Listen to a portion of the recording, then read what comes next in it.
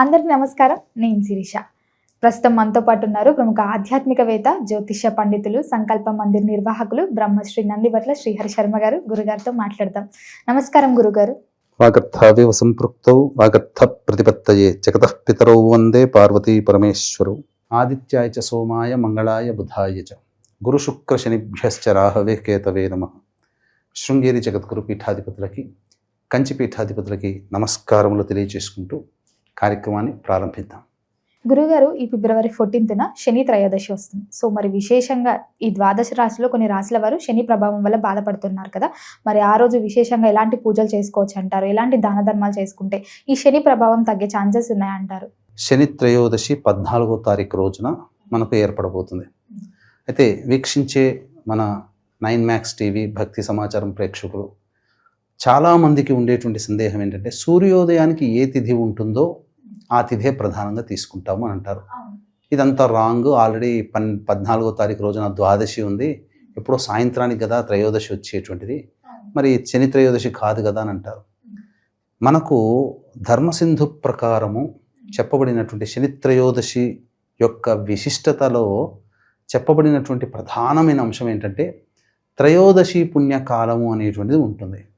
ఈ త్రయోదశి పుణ్యకాలం అనేటువంటిది సూర్యాస్తమయం తర్వాత ఏర్పడేటువంటిది. అంటే ఇక్కడ ప్రదోషకాల సమయము, ఆ సమయానికి త్రయోదశి తిథి కనుక ఉంటేనే అది చాలా విశేషం. సూర్యోదయానికి త్రయోదశి తిథి ఉండి శనివారం వస్తే శని త్రయోదశి, కానీ ప్రదోషకాల సమయానికి త్రయోదశి తిథి ఉండి ఆ రోజు శనివారం అయితే అది మహా అద్భుతమైనటువంటి యోగకాలంగా చెప్పబడి ఉంది. అసలు సిసలైన శని త్రయోదశి అంటే ప్రదోషకాలానికి త్రయోదశి తిథి ఉండాలి. అదృష్టవశాత్తు ఈ 14వ తారీఖు అనగా శివరాత్రి ముందు రోజున మనకు ద్వాదశి తిథి 3:47 వెళ్ళిపోతుంది. త్రయోదశి తిథి ప్రవేశం వస్తుంది. సాయంకాలం 6:12 వరకు పూర్వాషాఢ నక్షత్రం ఉంటుంది. తరువాత ఉత్తరాషాఢ నక్షత్రం వస్తుంది. మొదటి పాదం ధనుస్సు రాశిలో ఉంటుంది. 6:14 సూర్యాస్తమయం అయిపోతుంది. అంటే ఇంచుమించుగా కాకుండా ప్రదోష కాలానికి ఈ యొక్క త్రయోదశి స్పర్శ ఉంటుంది. ఉత్తరాషాఢ నక్షత్రం ఉండడం చాలా విశేషం, ఎందుకంటే ధనుస్సు రాశిలో ఉంటుంది కాబట్టి. పైగా ఈ సంబంధించినటువంటి రవి మకర రాశిలోనే ఉంటాడు. మకర రాశి సందర్భంగా ఆల్రెడీ కుంభ సంక్రమణ కూడా జరిగిపోతుంది. అప్పటికి కుంభ సంక్రమణ పుణ్యకాలం కూడా మకర రాశి నుంచి జరుగుతుంది అక్కడికి. సో ఈ సందర్భంగా ఇది అత్యంత ప్రభావవంతమైన కాలంగా చెప్పవచ్చు. ఈ రోజున 14వ తారీఖు రోజున సంక్రమణం జరుగుతుంది, శని త్రయోదశి తిథి ఉంటుంది, ఉత్తరాషాఢ నక్షత్రం. ముఖ్యంగా ఇది ధనుస్సు రాశిలో ఏర్పడుతుంది. ఈ శని ప్రభావం ఏ రాశుల వారికి ఎదుర్కొంటున్నారు ప్రస్తుతం అనంటే, కుంభ, మీన, మేషరాశి వారికి ఏలిన నాటి శని, మిథున రాశి వారికి కంటక శని, కర్కాటక, వృశ్చిక రాశి వారికి యోగ శని, సింహరాశి వారికి అష్టమ శని, కన్యా రాశి వారికి దాంపత్య శని, ధనుస్సు రాశిలో జన్మించినటువంటి వారికి అర్ధాష్టమ శని. వెరసి మేష, మిథున, కర్కాటక, సింహ, కన్య, వృశ్చిక, ధనుస్సు, కుంభ, మీన రాశుల్లో జన్మించినటువంటి వారు ఈ యొక్క శని ప్రభావానికి గురి అవుతారు. అయితే శని అంటే చాలామంది భయపడుతుంటారు. ముఖ్యంగా శని వచ్చాడురా బాబు, అనారోగ్యం వస్తుంది, ఇలా చెప్తూ ఉంటుంటారు. వాస్తవానికి శని అనేటువంటిది చాలా గొప్పదైనటువంటిదమ్మా. ఎందుకు అనంటే, వీక్షించేటువంటి 9 మ్యాక్స్ టీవీ భక్తి ప్రేక్షకులు గమనించాల్సినటువంటిది ఏంటంటే, ఇప్పుడు మీకు వివాహమైనటువంటి సమయం చూసుకోండి. ఆ సమయానికి మీకు జన్మజాతక రీత్యా, గోచార రీత్యా ఏలిన నాటి శనో, అష్టమ శనో, అర్ధాష్టమ శనో, కంటక శనో, యోగ శనో, దాంపత్య శనో ఉంటుంది ఖచ్చితంగా. అందుకే రుణానుబంధ రూపేణ పశుపత్ని సుతాలయ అన్నారు. రుణం ఉంటేనే భార్య లేదా భర్త, సంతానము, డబ్బు, గుళ్ళు కట్టించే యోగ్యత. ఇవన్నీ రుణం ఉంటే తప్ప కావమ్మా. ఇప్పుడు మీరున్నారు, నేనున్నాను, గుడి కట్టగలుగుతామా? ఎవరికో ఒకరికి వస్తుంది అది యోగ్యత. అలాగే మనం ఎంత సంపాదించినా మన చేతిలో నిలవాలన్నా కూడా పూర్వజన్మ పుణ్యం ఉంటేనే. మంచి భర్త, మంచి భార్య, మంచి సంతానం కలగాలన్నా పూర్వజన్మ పుణ్యమే. ఇవన్నీ కూడా కర్మబంధాన్ని కలగచేసేవాడు శని భగవానుడు.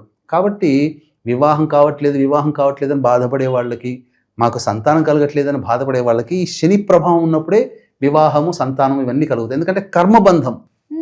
ఇవన్నీ కూడా పూర్వజన్మ కర్మానుసారం భార్య లేదా భర్తగా సంతానంగా వస్తారు.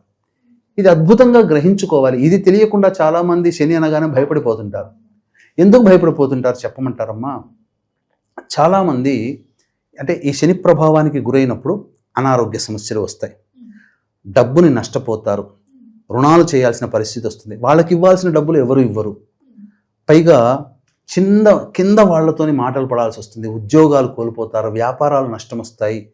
ముఖ్యంగా ఏ పని చేసినా అన్నీ దగ్గర దాకా వచ్చి వెనక్కి వెళ్ళిపోవడము, ప్రతిదీ కూడా స్లోగా మూవ్ అవుతూ ఉండడము, ప్రతి పని కూడా అలాగే ఇష్టం లేని చోటికి బదిలీ అవుతుండడం, ఇవన్నీ ఎడబాటు, భార్యాభర్తల మధ్య ఎడబాటు. నలదమయంతులకి పాండవులకి శని ప్రభావం ఉన్నప్పుడే వాళ్ళు అడవులో బాట పట్టారు, రాజ్యభ్రష్టులు అయ్యారు, నలదమయంతులు విడిపోయారు. దశరథుడు శని ప్రభావం వల్లనే ఎన్నిసార్లు రాక్షసులతో యుద్ధం చేసినా గెలవలేకపోయాడు. కాబట్టి ఇంతటి ప్రభావవంతమైనటువంటి శనిని మనం శని యొక్క అనుగ్రహాన్ని పొందే యోగము ఈ త్రయోదశి తిథి ఉంటుంది. అంటే శని భగవానుడు నిష్పక్షపాతి, ఆయన చేయాల్సింది డ్యూటీ ఆయన ఖచ్చితంగా చేస్తాడు. కానీ తన యొక్క అనుగ్రహం పొందినటువంటి వాళ్ళకి తన వలన వచ్చేటువంటి కష్టాన్ని, దుఃఖాన్ని, బాధల్ని భరించగలిగే శక్తిని ఇస్తాడు. కష్టం తగ్గదు, దుఃఖం తగ్గదు, అలాగే నష్టాలు తగ్గవు, కానీ వాటిని భరించి అధిగమించి మళ్ళీ పొందగలిగేటువంటి యోగ్యతని శని భగవాన్ ఇస్తాడు, నేర్పిస్తాడు. బాధ పెడతాడు, అలాగే బాధ నుంచి ఉపశమనం కూడా ఇస్తాడు. మీకు ఉదాహరణకి ఇప్పుడు మీరు జాబ్ చేస్తున్నారు, ఓ 2-3 రోజులు లీవ్ కావాలంటే బాస్ పర్మిషన్ అడుగుతారు కదా, అడగాలి. ఆ బాస్ని మనం రిక్వెస్ట్ చేస్తాం కదా. మరి ఇంత చిన్న దానికే ఇంత రిక్వెస్టింగ్లో మోడ్లో మనం పనిచేస్తున్నప్పుడు మన జీవితాన్ని ఒక గాడిలో పెట్టగలిగేటువంటి వాడు శని భగవానుడు. ఆయనని కాళ్ళు పట్టుకుంటే తప్పేందమ్మా, ఆయన అనుగ్రహం పొందితే. కాబట్టి వీక్షించేటువంటి ప్రేక్షకులు ఈ మేష, మిథున, కర్కాటక, సింహ, కన్య, వృశ్చిక, ధనస్సు, కుంభ, మీన రాశుల్లో జన్మించినటువంటి వారు శని ప్రభావాన్ని గురవుతారు. కాబట్టి ఈ యొక్క త్రయోదశి తిథి అందున ఈ మహాశివరాత్రి ముందు రోజున వస్తుంది. కాబట్టి అద్భుతమైన యోగ కాలము. ఎందుకు చెప్తున్నానంటే శివరాత్రి నాడు పూజాది కార్యక్రమాలు చేయాలనంటే త్రయోదశి తిథి నుంచే మనం సమాయత్తం అవ్వాలి. కాబట్టి ఈ యొక్క శని భగవానికి సంబంధించిన శని త్రయోదశి రోజున కొన్ని పరిహారాలు చేసుకుంటే చాలా సులభతరము. అవేంటో తెలియచేస్తాను.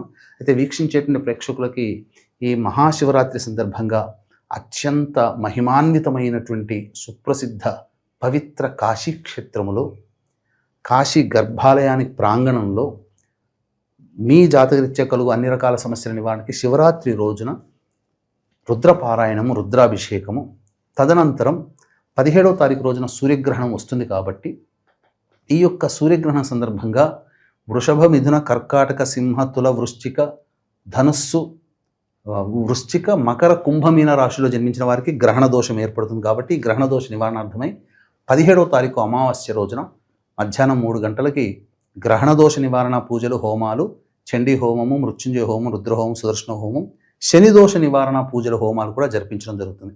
17వ తారీఖు రోజున మధ్యాహ్నం 1 గంట లోపల ఈ గ్రహణ దోష నివారణకి, అలాగే 14వ తారీఖు లోపల శివరాత్రికి సంబంధించినటువంటి కార్యక్రమాల్లో మీ గోత్రనామాదులు నమోదు చేసుకోవచ్చు. స్క్రీన్పై కనిపిస్తున్న నెంబర్కి కాంటాక్ట్ చేసి పూర్తి వివరాలు తెలుసుకోవచ్చు. ఇక ఈ రోజున శని త్రయోదశి సందర్భంగా ఎలా సమాయత్తం అవ్వాలంటే ఉదయం పూట భోజనం చేసినా పర్వాలేదమ్మా, కానీ 11-12 లోపల భోజనం చేయండి. అందరూ కూడా చేయాలి. సాయంత్రం 5 గంటలకల్లా జీర్ణం అయిపోతుంది కదా, 5 గంటల కాలం మిగులుతుంది కదా. అయిపోగానే స్నానం ఆచరించి, కాలకృత్యాదుల స్నానం ఆచరించి, శిరస్నానం చేసి చక్కగా ప్రదోషకాల సమయానికి 5:30-6 మధ్యలో శివాలయానికి చేరుకుంటే అక్కడ నవగ్రహాలు ఉంటాయి. నవగ్రహాల చుట్టూ శివాయ నమః అంటూ 27 ప్రదక్షిణలు చేసిన తర్వాత ఆ ఈశ్వరుని యొక్క సన్నిధానంలో ఈశ్వరుడికి కానీ లేదా శని భగవానుడికి కానీ నల్ల నువ్వులతో లేదా నల్ల నువ్వుల నూనె స్వచ్ఛమైనది నమఃశంకరాయ నమఃశంకరాయ అంటూ అభిషేకం చేసి నల్ల నువ్వులతో చేసిన లడ్డూలు 8 ఆ స్వామికి నైవేద్యంగా పెడితే శని భగవానికి సంబంధించినటువంటి దోషాలు తొలగిపోతాయి. నల్ల నువ్వుల నూనెతో దీపారాధన చేయాలి. ఇక ఆ యొక్క దేవాలయంలో ఖచ్చితంగా ఈ మర్రి చెట్టు, రావి చెట్టు, మారేడు చెట్టు, జమ్మి చెట్టు ఉంటుంది. ఆ యొక్క చెట్టు మొదటిలో ఒక విస్తరాకు వేసి దాని మీద ఒక 1/4 కిలోనైనా 1/2 కిలోనైనా నల్ల నువ్వులు రాశిగా పోసి దాని మీద 3 తమలపాకులు పెట్టి దక్షిణం వైపు ఉండే విధంగా నువ్వుల నూనెతో దీపారాధన చేసి వెనక్కి తిరిగి చూడకుండా ఇంటికి వచ్చేస్తే చాలమ్మా. చాలా మటుకు సంకల్పం ఆ యొక్క దీపారాధన ప్రభావం వలనే సకల సంకల్పాలు నెరవేరుతాయి. అలాగే శివరాత్రి రోజున ఏ విధంగానైతే మనం సమాయత్తం అవ్వాలో 15వ తారీఖు రోజున ముందు రోజు చేయాల్సిన విధి విధానం ఇక్కడనే జరిగిపోతుంది. కాబట్టి అందరూ కూడా పాటించవచ్చు. చక్కగా ఈ యొక్క నియమాన్ని కనుక పాటించినటువంటి వ్యక్తులకి శని భగవాన్ యొక్క అనుగ్రహం సంపూర్ణంగా కలుగుతుంది. తద్వారా అన్ని రకాల సమస్యల నుంచి బయటపడతారు.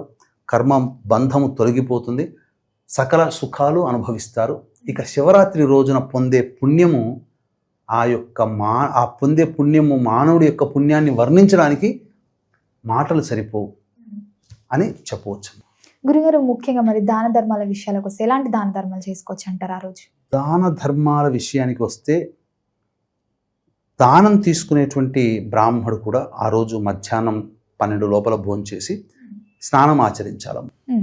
ఆచరించిన తర్వాత ప్రదోషకాల సమయంలో ఈ ప్రదక్షిణలు అభిషేకాలు అవుతాయి కదా, ఆ ప్రదోషకాల సమయంలో నల్ల నువ్వులు, నల్లబట్ట, ఇనుపమేకు, ఇనుపబాణి, నల్ల నువ్వుల నూనె, పత్తి, బెల్లము, గళ్ళ ఉప్పు, గేదె నెయ్యి ఇవన్నీ ఆ బ్రాహ్మడికి దానం ఇచ్చి సంకల్పం చేసుకొని చేస్తే సరిపోతుంది. నల్ల నువ్వులు కూడా ఇవ్వాలి.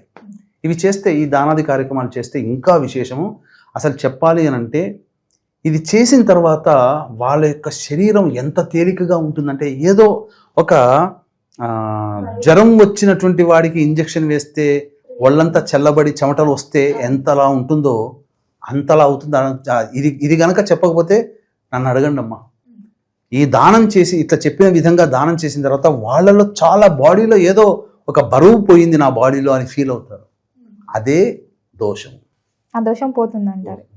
గురుగారు, మొత్తం మీద మాకు తెలియని ఎన్నో మంచి విషయాలను తెలియజేసినందుకు ధన్యవాదాలు అండి. సర్వం శ్రీ ఉమామహేశ్వర పరబ్రహ్మార్పణమస్తు.